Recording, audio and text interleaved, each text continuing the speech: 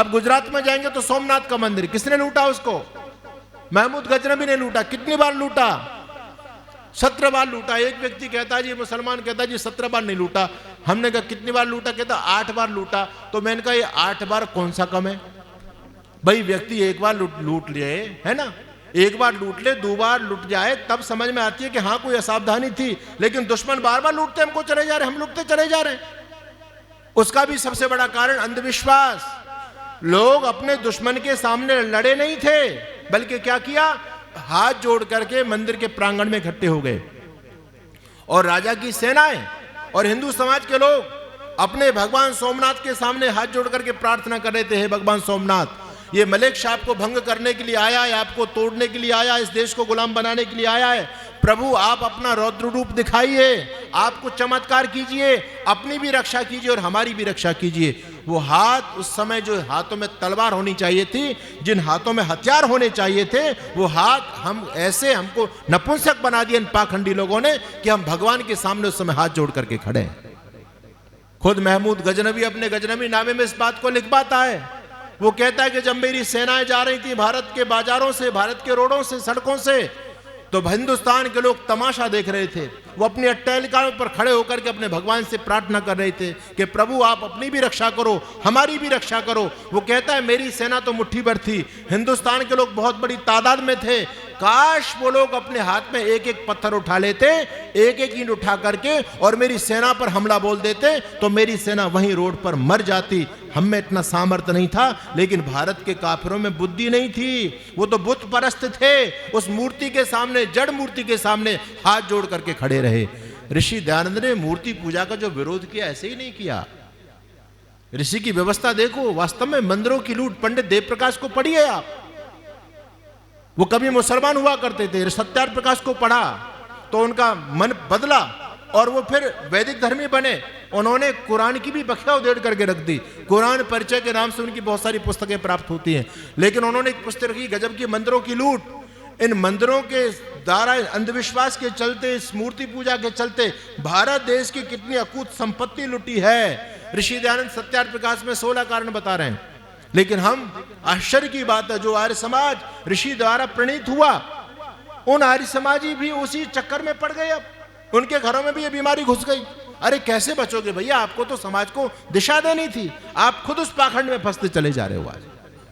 तो ऋषि दयानंद जी महाराज ने पहला कारण क्या बताया? अविद्या, अंधविश्वास, पाखंड हमारे पतन का पहला कारण। पढ़िए आप सत्यार्थ प्रकाश को। आज पाखंड चरम सीमा पर फैल रहा है। राम मंदिर भले बन गया, हमको उसका विरोध नहीं कर रहे, ये खुशी की बात है। लेकिन बंधुओं, वहां पर आप जाओ तो वहां पर क्या योजना है? कुछ नहीं, पाखंड फैलाया जा रहा है। चंपत राय बार बार अपने बयान बदल रहे हैं। कभी कहते हैं रामलला 18 घंटे तक दर्शन देंगे, भक्तों की इच्छा को ध्यान में रखते हुए, क्योंकि रोज लाखों की संख्या में लोग पहुंच रहे हैं। कभी फिर कहते हैं बालक रामलला जो है, बच्चे हैं अभी तो, 18 घंटे तक लगातार कैसे दर्शन दे सकते हैं? उनको विश्राम करने की आवश्यकता है। लगातार इतना हम उनको परेशान नहीं कर सकते रामलला को।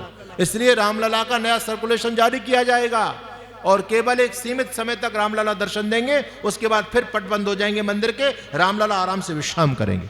कहां लोगों की बुद्धि चली गई आज? ऋषि दयानंद ने पाखंड का खंडन इसलिए किया है, ये आपके लिए अभिशाप साबित हुआ है और आगे भी होने वाला है। इस हिंदू समाज के पाखंड के प्रति प्रेम को देखकर क्या जाने कि विधर्मियों ने पाखंड करना शुरू कर दिया। चल रही ना, कब्रें पूजी जा रही है देश के अंदर, है ना, मजारें पूजी जा रही हैं। ये मजारें आपकी हैं क्या? आप मूर्ति की तरफ आकृष्ट होते थे तो मुसलमानों ने सोचा कि ये तो बुत परस्त लोग हैं, इनको तो मूर्ति चाहिए, किसी की भी मूर्ति हो, इतना विवेक इनके पास में नहीं है। किसको पूजना है? अपने दुश्मन को पूजना है, अपने देवता को पूजना है, इतना विवेक हम लोगों के पास में नहीं है। तो उन लोगों ने हमारी इस नादानी का फायदा उठा करके मंदिरों में मूर्ति रखी तो उन्होंने कब्रें बना दी, उन्होंने मजारें बना दी और उन मजारों पर जाकर के हिंदू सिर पटकता है। आश्चर्य की बात है, इस हिंदू का सिर ऐसा है कहीं पर भी झुक जाता है, बिल्कुल भी नहीं सोचता। एक तरफ आर्य समाज का संगठन है जो आपको जगा रहा है, पाखंड की तरफ आपको जो है ना सचेत करना चाहता है पाखंड से, लेकिन दूसरी तरफ सारे लोग बेवकूफ बनाने में लगे हुए हैं। मेरी माताओं बहनों, मैं आपसे विनम्र निवेदन करना चाहता हूं, इस वेदना को आप समझो। अगर आप आने वाले समय में बचना चाहते हो तो पहला दुश्मन है पाखंड, इसको बिल्कुल खत्म करो। किसी डोरे गंडे ताबीज के चक्कर में मत पड़ो। भूत प्रेत जिन्न पिशाच शनि राहु केतु ऊपरे नीचरे का चक्कर है ना, कोई टोना टोटका पता नहीं क्या क्या बीमारियां हिंदू जाति को लगी हुई है। इस हिंदू को इतना डरपोक बना दिया कि ये इतना डरपोक बन गया, हर चीज से डरता है। उस दिन लोहा नहीं खरीदना, उस दिन कपड़े नहीं खरीदने, उस दिन बाल नहीं बनवाना, उस दिन ये काम नहीं करना, उस दिन इस प्रकार के कपड़े नहीं पहनने। क्या स्थिति हमारी हो गई है? कैसे हम अपनी रक्षा कर पाएंगे?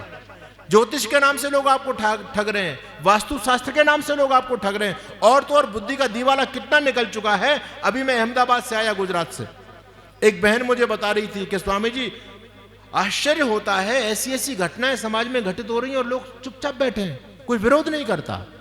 कहते हैं हमारे यहाँ एक हमारी फ्रेंड है, हमारी मित्र है, उसका बेटा बीमार हुआ तो उसको हॉस्पिटल में एडमिट किया। वो काफी दिन तक हॉस्पिटल में एडमिट रहा और वो ठीक हो गया, तो डॉक्टरों ने कहा आप इसको आप लेकर के जा सकते हैं, बिल्कुल ठीक है। तो घर वाले लेकर के नहीं गए, वो पहले कहाँ गए? पंडित जी के पास में मुहूर्त निकलवाने के लिए गए कि पंडित जी मुहूर्त देखो कि हम अपने बेटे को हॉस्पिटल से कब लेकर के आए, बताओ कहां चली गई बुद्धि लोगों की। और पंडित जी के पास में गए, पंडित जी ने अपनी पोथी पत्री पलटी, ये यथार्थ बात बता रहा हूं मैं आपको। पंडित जी ने अपना पत्रा वत्रा पलट करके कहा कि अभी शुभ मुहूर्त नहीं है लाने का, 3 दिन बाद मुहूर्त है, 3 दिन बाद। अब घर वाले गए डॉक्टर के पास हॉस्पिटल में, घर वालों ने कहा कि 3 दिन से पहले लेकर के नहीं जाएंगे, आपको हॉस्पिटल में ही हमारे बेटे को रखना पड़ेगा। 3 दिन बाद मुहूर्त निकला, 3 दिन बाद निकाल करके ले जाएंगे हॉस्पिटल से। 70,000 का बिल बना 3 दिन का, है ना, एडवांस। इन अकल के कोलुओं ने 70,000 का बिल पे किया और उसके बाद लड़के को लेकर के आए। बताओ क्या स्थिति हो रही है। जब लड़का बीमार हुआ तब भी मूर्ति दिखवाया था क्या? भैया एक बार पंडित जी मूर्ति देखो, ये बच करके आएगा नहीं आएगा, इसका इलाज हो पाएगा नहीं हो पाएगा। उस समय कोई मूर्ति दिखवाता है क्या? क्या बीमारी हिंदू जाति को लगी हुई है। रोज नई नई परंपराएं प्रभावित हो रही हैं। क्या स्थिति आजकल लड्डू गोपाल चल रहा है, लड्डू गोपाल आपके यहां पर भी दिल्ली में खूब चल रहा होगा। महिलाएं अपनी डलिया में कंडिया में लेकर के घूम रही हैं। पहले तो लोग मंदिर में भी जाया करते थे, आजकल तो भगवान को खुद अपने हाथ में लिए घूम रहे हैं लोग। आश्चर्य की बात है। नई नई परंपराएं, बेहुदी परंपराएं, मूर्खतापूर्ण परंपराएं इस हिंदू समाज में चल रही हैं। लड्डू गोपाल उसको जो भगवान दुनिया को बनाने वाला, उसको अपना बेटा बना करके पूज रही हैं, है ना।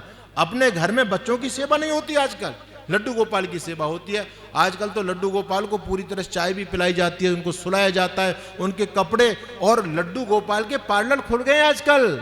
आपके दिल्ली में खुल गए होंगे। कहां बुद्धि चली गई हमारी? ये आर्य समाज आपको जगा रहा है किस दिशा में आप लोग जा रहे हो। और बुद्धि यहां तक भी खत्म हो गई। आजकल अनेक लड़कियां अब शादी नहीं कर रहे हैं। शादी किससे कर रही है? लड्डू गोपाल के साथ में, भगवानों के साथ में, मूर्तियों के साथ में शादी कर रही है। आश्चर्य की बात है। बारात आ रही है कहां से? वृंदावन से। मैं तो अब ठाकुर जी की बन करके जाऊंगी, ठाकुर जी के चरणों में सारा जीवन निकाल दूंगी। अब मैं किसी के नहीं, मैं तो बांके बिहारी की दुल्हनिया बनूंगी। ये क्या बेवकूफी समाज में चल रही है, कोई रोकने वाला नहीं। इसलिए सज्जनों सुनो, पहली बात मेरी गंभीरता के साथ में, अगर आप ऋषि परंपरा से जुड़े हुए हैं, संकल्प लेकर के जाओ, आप बिल्कुल आप जो है ना बिल्कुल ढील नहीं करेंगे अपने घर में, नहीं तो ये पाखंड आपके घर में भी घुस जाएगा। मैंने तमाम लोगों को सुना है, कहते हैं जी हमारे दादाजी आर्य समाजी थे, हमारे पिताजी आर्य समाजी थे, नाना जी आर्य समाजी थे। अरे भैया तुम क्या हो ये बताओ। कहते हम तो ऐसी खिचड़ी हैं। तो कमी किसकी? दादाजी की कमी रहेगी, नाना जी की कमी रहेगी। उन्होंने सिद्धांत अपने बच्चों तक पहुंचा नहीं पाए। और आर्य समाजी बनाया जाता, अपने आप नहीं बनता, कोई समझाने पड़ते हैं। मैंने ऐसे बहुत सारे परिवार देखे हैं जो माता पिता अपने बच्चों पर परिश्रम करते हैं, उनके बच्चे पूरी तरह से वैदिक परंपरा के अनुसार जीते हैं। लेकिन बहुत सारे लोग खुले छोड़ रहे हैं, बच्चा कहीं भी जा रहा है तो बच्चे किसी भी संप्रदाय की जाकर के सदस्यता ले लेते हैं। इसलिए बचाव यदि चाहते हो तो सनातन की तरफ लौटो। यदि आपका सिद्धांत मजबूत नहीं है तो आप अपनी रक्षा नहीं कर पाओगे। लोग ये कहते हैं आजकल कि जी आप खंडन कर रहे हो, खंडन करने से क्या फायदा है, ये तो अब हिंदू वैसे ही कम रह गया है, अब तो एकता के सूत्र की बात करो, अब किसी का खंडन मंडन मत करो, अब सबको इकट्ठा करो। ये बेकार की बात है। ध्यान दीजिए, आपका सिद्धांत एक धागे का काम करता है। जैसे फूल यदि बिखरे हुए हों तो उन फूलों को यदि आप एक माला में पिरोना चाहते हो तो आपको धागे की आवश्यकता पड़ेगी नहीं पड़ेगी, और धागा आपका मजबूत होना चाहिए, तभी तो मजबूत माला बन सकती है।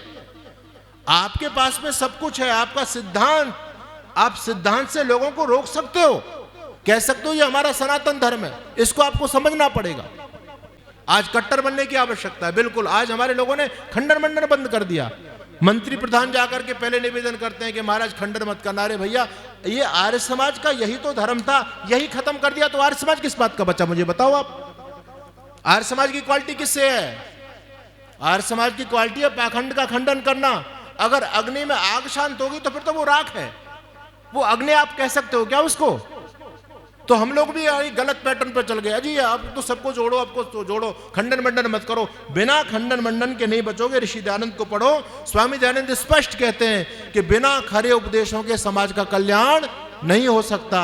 सत्य बात आपको बतानी पड़ेगी। अगर आप लोगों को ये चिकनी चुपड़ी बातें करते रह जाओगे ना, सबको जोड़ने की बात, अब तक खूब जोड़ लिया, कितने लोग जोड़ पाए आप? जो बदलता है ना, आप लोग भी आर्य समाजी बने होंगे, जितने लोग बैठे हैं तो इस खंडन मंडन से ही बने होंगे, तभी आपकी बात कोई बुद्धि में बैठी होगी। यदि आपको भी आर्य समाज के विद्वान चिकनी चुपड़ी बात बताते ना, तो आप भी बीच में लटके रह जाते। इसलिए इस बात को मत डरो कि कोई नाराज होकर के भाग जाए, कोई चिंता की बात नहीं है, हम अपना काम करेंगे। अरे आर्य समाज नहीं बोलेगा तो बोलेगा कौन? दुनिया तो लोगों को सुलाने में लगी हुई है, इसलिए इसकी चिंता नहीं करनी। दूसरी बात ऋषि दयानंद कहते हैं, पहला हमारी पतन का कारण क्या बताया ऋषि ने? अविद्या, पाखंड, अंधविश्वास। इस अंधविश्वास ने कितना बेड़ा गर्क कर दिया सिंधु जाति का। आज भी पाखंड हमारा पीछा नहीं छोड़ रहा है। बड़े बड़े मंदिर बन रहे हैं, भाई मंदिर आप बना लो, मंदिरों का विरोध नहीं कर रहे, लेकिन ये क्या मंदिर आपके सुरक्षित रह पाएंगे? आने वाले समय में आपके बच्चे, जो तथाकथित सनातन धर्म चल रहा है ना, आज मैंने लड्डू गोपाल का खंडन कर दिया, माताजी उठ करके भाग गई, लेकिन एक पौराणिक विद्वान राजेंद्र दास जी, सुनिए, राजेंद्र दास को सुनिए आप, कौन है? वृंदावन के बहुत बड़े विद्वान हैं, कथाकार हैं राजेंद्र दास जी, व्याकरण के विद्वान हैं। वो खुद खंडन कर रहे हैं, बोले सनातन धर्म को हो क्या गया है? नई नई मान्यताएं चल रही हैं, कोई लड्डू गोपाल लेकर के आ रहा है, कोई उसको लेकर के आ रहा है, कोई वहां झंडा चढ़ाने के लिए जा रहा है, कुछ क्या हो गया हमको? हिंदू समाज दिशा भ्रमित हो चुका है, दिग्भ्रमित हो चुका है। हमारे पास कोई लक्ष्य नहीं रहा, इसलिए तो मर रहे हैं। और क्या कारण है? अब राम मंदिर बना, राम मंदिर में रोज कई लाखों लोग जाकर के दर्शन कर रहे हैं राम मंदिर के अंदर, और चढ़ावा कितना आ रहा है? राम मंदिर कमेटी की आगे फटी रह गई, इतना चढ़ावा आ रहा है कि वो पैसा गिन नहीं पा रहे। ध्यान रखिए, अनेक मशीनें पैसा गिनने में लगी हुई हैं। अब इस पैसा का सदुपयोग क्या होना चाहिए? हिंदू समाज की दुर्गति देखो आप, यानी जो आपके रहनुमा है उनके दिमाग में ये आइडिया नहीं है कि अब हम पैसा का करें क्या। एक बात मैं फिर बोल रहा हूं, आपको कड़वी लगेगी, हमारा पैसा कहां बर्बाद हो रहा है? हमारा पैसा मंदिर पे सोने का छत्र चढ़ाने में बर्बाद हो रहा है, हमारा पैसा राम बारात में बर्बाद हो रहा है, हमारा पैसा शिव बारात में बर्बाद हो रहा है। अभी उज्जैन के अंदर शिवरात्रि के अवसर पर भगवान शिव की बड़ी आधुनिक तरीके से शादी की गई, मीडिया में खूब उस चर्चा का विषय बना, और जो आयोजन समिति के लोग थे ना, वो बड़ी अपने शेखी बघार रहे थे। बोले देखो, हमने वो जो सारी रस्में आपकी शादी में होती है ना, मेहंदी लगाना, महिला संगीत, वो भगवान शिव की शादी में सारी रस्में निभाई गई। और आयोजक लोग मीडिया पर बोल रहे थे, देखो हमने सोचा कि जब हम अपने बेटे की शादी इतनी अच्छी तरह से कर सकते हैं, बेटी की शादी इतनी अच्छी तरह से कर सकते हैं, तो ये तो हमारे भगवान है, हम भगवान की फॉर्मेलिटी क्यों करें? भगवान की शादी में उसी स्टाइल से करेंगे। तो हमने करोड़ों रुपए लोगों से लिया और सब भगवान की शादी में लगा दिया। पूरी उज्जैन नगरी में कार्ड बांटे गए, ढोल बजे, डीजे बजे, बारात बाकायदा आई, लोगों की आलीशान पार्टी हुई। यहां हमारा पैसा बर्बाद हो रहा है। किसी भी मुसलमान का पैसा इन दिखावों में बर्बाद नहीं होता, ध्यान दीजिए। उनका पैसा कहीं जाता है तो केवल जकात में जाता है। जकात में, जकात का मतलब समझते हो? जकात किससे कहते हैं? जकात उसको कहते हैं धर्म युद्ध के लिए। इस्लाम को किस प्रकार से फैलाया जाए, वो एक चौनी भी खर्च करेगा तो केवल जकात के लिए खर्च करेगा। वो कोई मस्जिद की आपकी जो है ना बुर्ज आपको सोने में मढ़ा हुआ नहीं मिलेगा, उस पर सोने और चांदी का पानी आपको नहीं मिलेगा। वो वास्तव में टारगेट लेके काम करें। उनके पास पैसा है तो वो मदरसा स्थापित करेंगे, उनके पास पैसा है तो वो अपनी मस्जिद बनाएंगे, लोगों को कन्वर्ट करेंगे। आप देखो ना आजकल कितना पैसा बांट रहे हैं लव जिहाद के नाम से, लाखों लाखों रुपए दिया जा रहा है, नहीं दिया जा रहा है। अरे वहां तो जातियों के आधार पर लड़कियों की लिस्ट टंगी हुई है। अगर ब्राह्मण की लड़की आएगी लव जिहाद में फंस करके, उसको इतना पैसा मिलेगा, लाने वाले लड़के को। जाट की लड़की के लिए इतना पैसा, राजपूत की लड़की के लिए इतना पैसा, बनिया की लड़की के लिए इतना पैसा। कौन दे रहा है पैसा, बताओ आप? वो सारा पैसा अरब के लोग दे रहे हैं। यहाँ का रिक्शा चलाने वाला व्यक्ति भी वहां पर डोनेट कर रहा है। यानी उनका जो टारगेट है वो आपको खत्म करने के लिए चल रहा है। और हमारे राम मंदिर की स्थिति क्या है? चंपत राय जी बोल रहे थे, कहते हैं कि पैसा बहुत आ गया, अब हम इस पैसे का सदुपयोग इसलिए करें, ऐसे करेंगे कि अब तक हम जो प्रसादी बनाते हैं ना देशी घी की, तो वो जो लड्डू भक्तों में बांट रहे हैं वो लड्डू बड़े महंगे हैं। अब हम लड्डू सस्ते करेंगे। ये अपने लड्डू सस्ते करने में लगे हुए हैं, वो मदरसे खुलवाने में लगे हुए हैं, वो मस्जिद बनाने में लगे हुए हैं, वो जिहाद में लगे हुए हैं। ईसाई मिशनरी एक एक परिवार को 11-11 लाख रुपए बांट करके पूर्वोत्तर राज्यों में वो कन्वर्ट करने में लगी हुई है। आप अपने लड्डू सस्ते कर लो, कैसे बचोगे भाई? ये खरी बात आपको कोई बताने वाला नहीं है। आपको मिर्च लग जाए इसकी हमको कोई चिंता नहीं है। हम भी चाहें तो हम भी चिकनी चुपड़ी बात करके आराम से मठाधीश बन करके रह सकते हैं।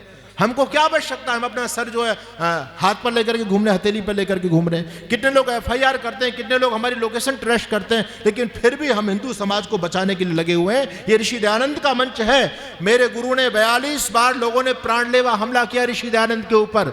ऋषि दयानंद डर जाते, लोगों ने इल्जाम किया, लोग अपने गद्दार कहते थे, ये मुसलमान है, ये ईसाइयों का एजेंट है, ये सनातन धर्म को खत्म करने के लिए ईसाई लोगों के द्वारा छोड़ा गया है। कितने आरोप ऋषि दयानंद पर लगाए, लेकिन ऋषि दयानंद रुके नहीं, झुके नहीं, अनवरत रूप से चलते रहे। अगर वो ऋषि इस धरती पर नहीं आता तो ये राम कृष्ण के नाम पर ये लड्डू गोपाल को लेकर के घूमने वाले लोग एक नहीं बचता। सबके सिर पर गोल गोल टोपी होती या गले में क्रॉस का निशान होता। अगर आज तुम बचे हो, तुमको आर्य समाज की बात भले कड़वी लगती हो, ये बात बिल्कुल सत्य है, लेकिन बचे हो तो केवल आर्य समाज के बलबूते पर बचे हुए, और आपको बचाने वाला कोई नहीं। आज भी मुल्ला मौलवी पादरी ये सब घबरा रहे हैं। किससे घबरा रहे हैं? आर्य समाज से घबरा रहे हैं, क्योंकि वो तर्क करते हैं। लड्डू गोपाल वाले क्या सामना करेंगे उनका, बताओ? जो कृष्ण को खुद चोर बता रहे हैं, कृष्ण को खुद छलिया बता रहे हैं, कृष्ण को खुद लंपट बता रहे हैं, कुब्जा के साथ में, गंगा के साथ में, अनेक महिलाओं के साथ में उनका संबंध बता रहे हैं, वो विधर्मियों के सामने डिबेट कर पाएंगे क्या? कर ही नहीं सकते। तो आपको बचना है तो आपका सैद्धांतिक पक्ष मजबूत होना चाहिए। इस पाखंड से बचिए। ऋषि दयानंद की यही वेदना थी, इसलिए ऋषि दयानंद ने सत्यार्थ प्रकाश लिखा, और सत्यार्थ प्रकाश का 11वां सम्मेलन स्पेशल आप लोगों के लिए, आपकी बुद्धि को खोलने के लिए ऋषि दयानंद ने बनाया। उसको एक बार जीवन में जरूर पढ़ना, नहीं तो आने वाले समय में आपके बच्चे बच नहीं पाएंगे, क्योंकि सनातन के नाम से जो ऊटपटांग विचारधाराएं समाज में चल रही हैं, है ना, इनसे आपके बच्चे सेटिस्फाई होने वाले नहीं हैं।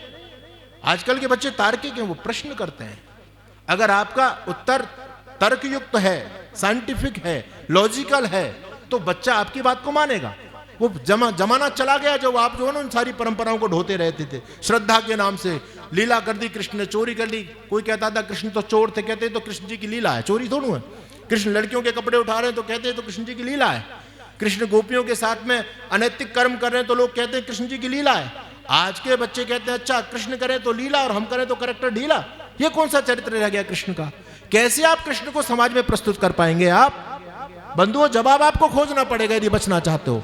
तो निवेदन मैं आपके बीच में कर रहा था कि ये सनातन धर्म की जो विचारधारा वर्तमान में परोसी जा रही है, इसमें कोई दम नहीं है।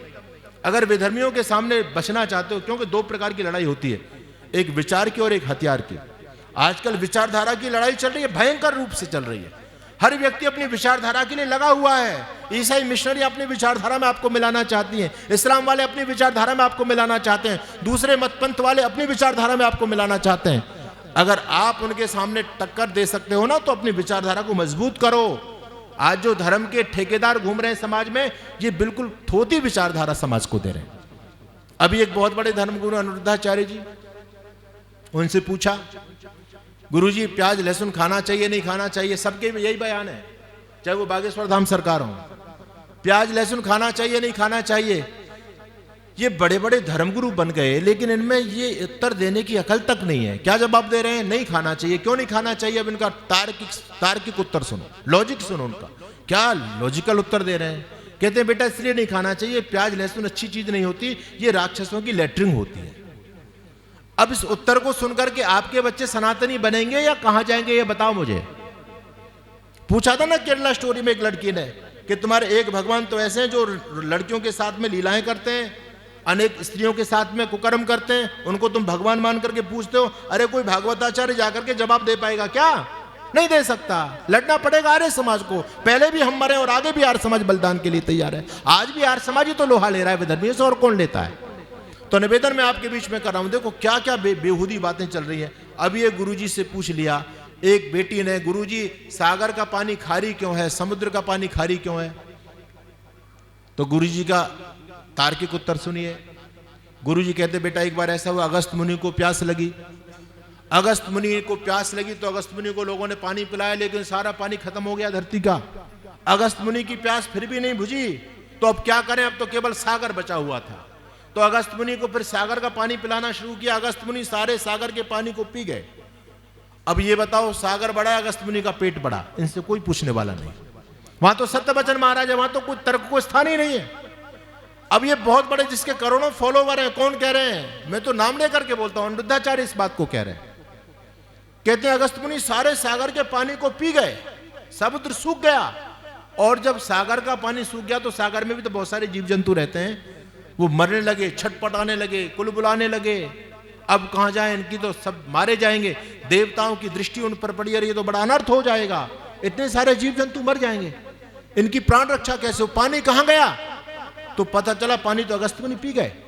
तो सारे देवताओं ने जाके अगस्त मुनि से प्रार्थना की कि मुनिवर आप ऐसा मत करो, इन पर दया करो। तो देवताओं की विनती को सुनकर के अगस्त मुनि ने पेशाब कर दिया, लघुशंका कर दी और फिर सागर को भर दिया। जैसे पेशाब खारी होता है इसलिए सागर खारी है। ये आपके धर्मगुरु उत्तर दे रहे हैं। हम बोलते हैं तो लोगों को नमक मिर्च लगता है, लेकिन इन उत्तरों से आप सनातन धर्म की रक्षा नहीं कर पाओगे। अभी अनिरुद्धाचार्य जी से मैं कितने आपको प्रमाण दूं, मैं तो सुनता रहता हूं। लोग हमसे कहते हैं स्वामी जी आप वीडियो बनाओ। अरे मैंने कहा भैया हम कितने मूर्खों के प्रश्नों का जवाब देंगे, ये बताओ, क्या हमारे पास यही काम है क्या। अभी एक बहन ने प्रश्न किया कि महाराज श्री महिलाओं को साष्टांग प्रणाम करना चाहिए नहीं करना चाहिए। बड़ा वीडियो वायरल हुआ उनका, करना चाहिए नहीं करना चाहिए। उन्होंने कहा नहीं करना चाहिए। क्यों नहीं करना चाहिए, अंतरात्मा तो उनकी भी इस बात को नहीं कह रही कि मैं ऐसा जवाब दूं, लेकिन लिखा हुआ है तो देना पड़ता है। अब अनिरुद्धाचार्य जी कहते हैं ऐसा है, हमारे यहां कहा जाता है, यानी वो सेटिस्फाई है या नहीं, वो अपनी पुरानी परंपरा को ढो रहे हैं। कहते हैं हमारे यहां कहा जाता है कि अगर स्त्री के स्तन जमीन से स्पर्श हो गए तो धरती मां उसका बोझ नहीं सह पाएगी, धरती फट जाएगी। अब 100 से अधिक देशों में देखा जाने वाला, सर्वाधिक लोकप्रिय और सबसे अधिक फॉलोअर्स के साथ पूरी दुनिया में आर्य समाज के विचारों का प्रचार करने वाला एकमात्र चैनल वैदिक प्रचार।